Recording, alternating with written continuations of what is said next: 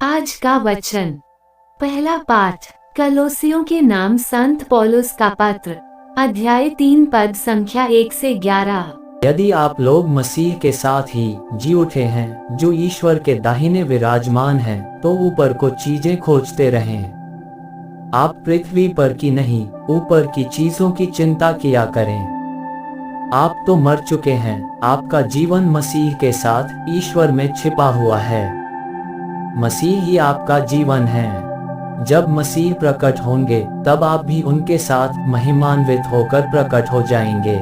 इसलिए आप लोग अपने शरीर में इन बातों का दमन करें जो पृथ्वी की हैं, अर्थात व्यभिचार, अशुद्धता, कामुकता, विषय वासना और लोभ का, जो मूर्ति पूजा के सदृश है। इन बातों के कारण ईश्वर का कोप आ पड़ता है। जब आप इस प्रकार का पाप में जीवन बिताते थे, तो आप भी पहले ये सब कर चुके हैं। अब तो आप लोगों को क्रोध, उत्तेजना, द्वेष, परनिंदा और अश्लील बातचीत एकदम छोड़ देना चाहिए।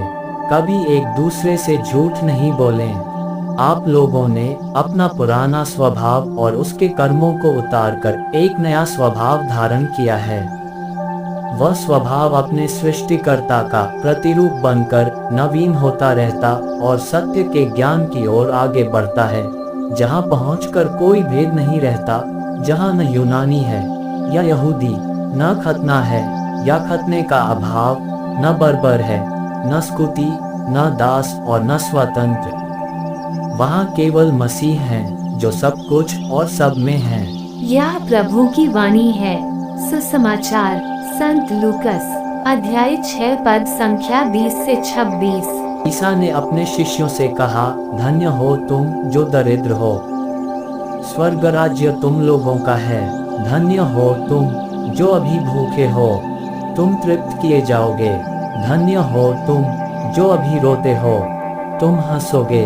धन्य हो तुम जब मानव पुत्र के कारण लोग तुमसे बैर करेंगे, तुम्हारा बहिष्कार और अपमान करेंगे और तुम्हारा नाम घृणित समझकर निकाल देंगे। उस दिन उल्लसित हो और आनंद मनाओ, क्योंकि स्वर्ग में तुम्हें महान पुरस्कार प्राप्त होगा। उनके पूर्वज नबियों के साथ ऐसा ही किया करते थे। धिक्कार तुम्हें जो धनी हो, तुम अपना सुख चैन पा चुके हो। धिक्कार तुम्हें जो अभी तृप्त हो, तुम भूखे रहोगे। धिक्कार तुम्हें जो अभी हंसते हो, तुम शोक मनाओगे और रोओगे।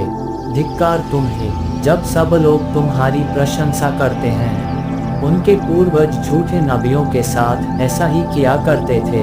यह प्रभु का पवित्र सुसमाचार है। आमीन। आज का चिंतन। जीवन के लक्ष्य हमारी योजनाबद्ध क्रियाकलापों के द्वारा परिपूर्णता तक पहुँचते हैं।